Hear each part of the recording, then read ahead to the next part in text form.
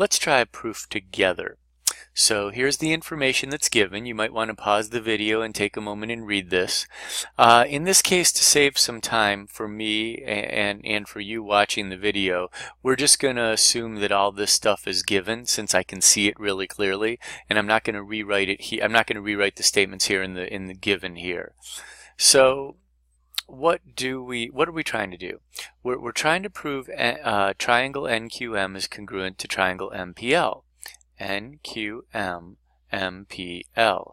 It looks a little bit more straightforward than some situations we've seen. The triangles look a lot like each other. They're oriented in the same way. They're not twisted around. They're not rotated. They're not reflected.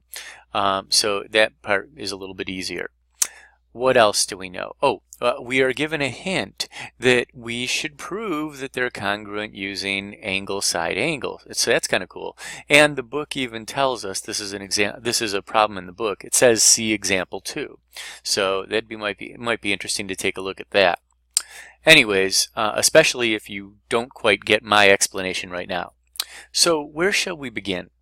Well, if we're going to try angle side angle, I'm going to say we've got an angle here, we've got a right angle here and right angle here, and those look like they're corresponding parts of these two triangles.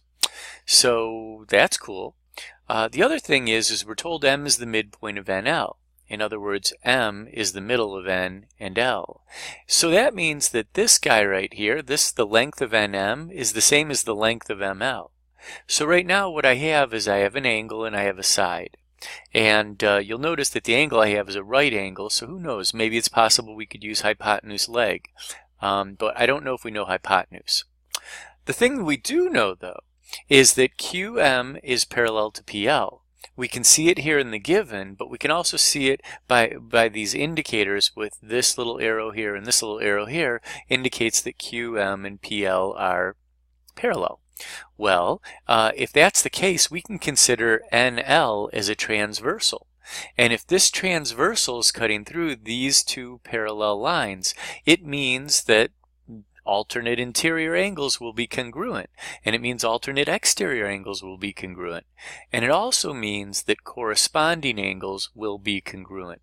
And it turns out that this angle right here and this angle right here, these guys are corresponding angles between here and here.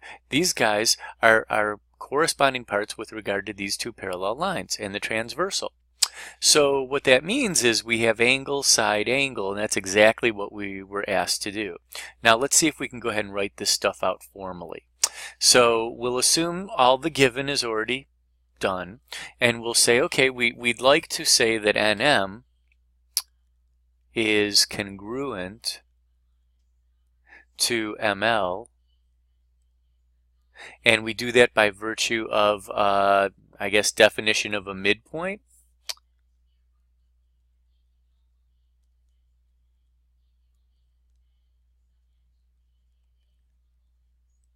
So that's not too bad. And then what next? Then we figured out this angle here, and that was the only other thing we really had to do. We could say angle, let's see here, I guess we'll say angle NMQ. Angle NMQ is congruent to angle MLP. And that is by corresponding angles.